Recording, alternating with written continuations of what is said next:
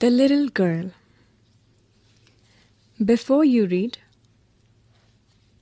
do you feel you know your parents better now than when you were much younger? Perhaps you now understand the reasons for some of their actions that used to upset you earlier? This story about a little girl whose feelings for her father change from fear to understanding will probably find an echo in every home. Now let us listen to the chapter, The Little Girl. Paragraph 1. To the little girl, he was a figure to be feared and avoided. Every morning, before going to work, he came into her room and gave her a casual kiss, to which she responded with, "Goodbye, father." And oh, there was a glad sense of relief when she heard the noise of the carriage growing fainter and fainter down the long road. In the evening, when he came home, she stood near the staircase and heard his loud voice in the hall. "Bring my tea into the drawing room. Hasn't the paper come yet? Mother, go and see if my paper's out there. And bring me my slippers." Paragraph 2. "Kezia," mother would call to her, "if you are a good girl, you can come down and take off father's boots." Slowly, the girl would slip down the stairs, more slowly, still across the hall, and push open the drawing room door. By that time, he had his spectacles on and looked at her over them in a way that was terrifying to the little girl. "Well, Kezia, hurry up and pull off these boots and take them outside. Have you been a good girl today?" "I don't know, father." "You don't know? If you stutter like that, mother will have to take you to the doctor." Paragraph 3. She never stuttered with other people, had quite given it up, but only with her father, because then she was trying so hard to say the words properly. "What's the matter? What are you looking so wretched about?" "Mother, I wish you taught this child not to appear on the brink of suicide. Here, Kezia, carry my teacup back to the table carefully." He was so big, his hands and his neck, especially his mouth when he yawned. Thinking about him alone was like thinking about a giant. Paragraph 4. On Sunday afternoons, grandmother sent her down to the drawing room to have a nice talk with father and mother. But the little girl always found mother reading and father stretched out on the sofa, his handkerchief on his face, his feet on one of the best cushions, sleeping soundly and snoring. She sat on a stool, gravely watched him until he woke and stretched and asked the time, then looked at her. "Don't stare so, Kezia. You look like a little brown owl." One day, when she was kept indoors with a cold, her grandmother told her that father's birthday was next week and suggested she should make him a pincushion for a gift out of a beautiful piece of yellow silk.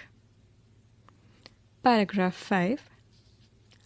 Laboriously, with a double cotton, the little girl stitched 3 sides. But what to fill it with? That was the question. The grandmother was out in the garden, and she wandered into mother's bedroom to look for scraps.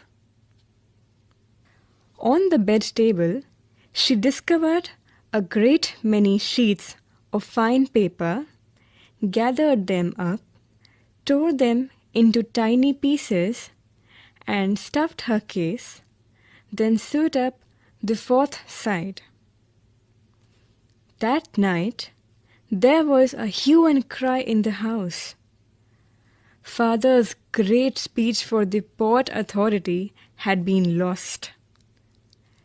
Rooms were searched, servants questioned. Finally, Mother came into Kezia's room. "Kezia, I suppose you didn't see some papers on a table in our room." "Oh yes," she said. "I tore them up for my surprise." "What?" screamed Mother. "Come straight down to the dining room this instant." Paragraph 6. And she was dragged down to where Father was pacing to and fro, hands behind his back. "Well," he said sharply. Mother explained. He stopped and stared at the child. "Did you do that?" No, she whispered. "Mother, go up to her room and fetch down the damned thing. See that the child's put to bed this instant." Paragraph 7.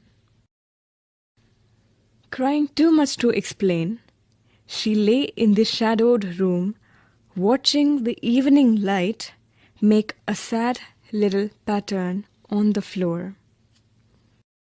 Then Father came into the room with a ruler in his hand. "I'm going to beat you for this," he said. "Oh, no," she screamed, hiding under the bedclothes. He pulled them aside. "Sit up," he ordered, "and hold out your hands. You must be taught once and for all not to touch what does not belong to you." "But it was for your birthday." Down came the ruler on her little pink palms. Paragraph 8. Hours later, when grandmother had wrapped her in a shawl and rocked her in the rocking chair, the child clung to her soft body. "What did God make fathers for?" she sobbed. "Here's a clean hanky, darling. Blow your nose. Go to sleep, pet. You'll forget all about it in the morning." I tried to explain to Father, but he was too upset to listen tonight. But the child never forgot.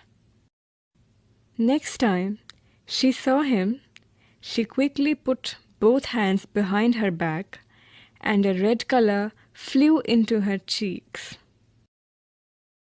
Paragraph 9. The MacDonalds lived next door. They had 5 children. Looking through a gap in the fence, the little girl saw them playing tag in the evening. The father with the baby, Mao, on his shoulders, the 2 little girls hanging onto his coat pockets, ran round and round the flower beds, shaking with laughter.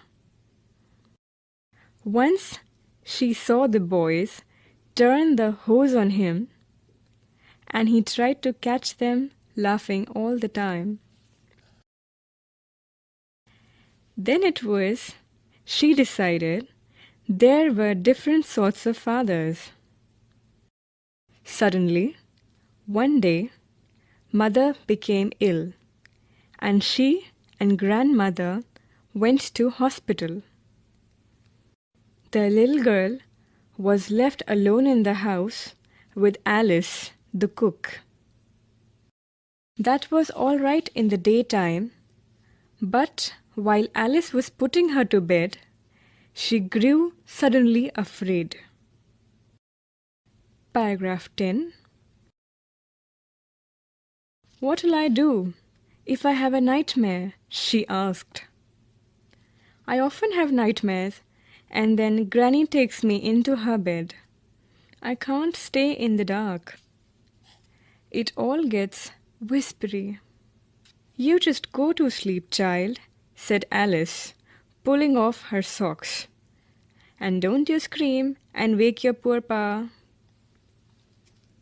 But the same old nightmare came. The butcher with a knife and a rope, who came nearer and nearer, smiling that dreadful smile, while she could not move, could only stand still, crying out, "Grandma, Grandma!" She woke shivering to see father beside her bed, a candle in his hand. "What's the matter?" he said. Paragraph 11. "Oh, a butcher, a knife! I want Granny!" He blew out the candle, bent down, and caught up the child in his arms, carrying her along the passage to the big bedroom. A newspaper was on the bed. He put away the paper, then carefully tucked up the child. He lay down beside her. Half asleep still with the butcher's smile all about her it seemed, she crept close to him, snuggled her head under his arm, held tightly to his shirt. Then the dark did not matter. She lay still. "Here, rub your feet against my legs and get them warm," said father. Paragraph 12. Tired out, he slept before the little girl. A funny feeling came over her. Poor father, not so big after all, and with no one to look after him. He was harder than grandmother, but it was a nice hardness. And every day he had to work and was too tired to be a Mr. MacDonald. She had torn up all his beautiful writing. She stirred suddenly and sighed. "What's the matter?" asked her father. "Another dream?" "Oh," said the little girl, "my head's on your heart. I can hear it going. What a big heart you've got, father dear." Word meanings. A figure to be feared means a person to be feared. Slip down means come down quietly and unwillingly.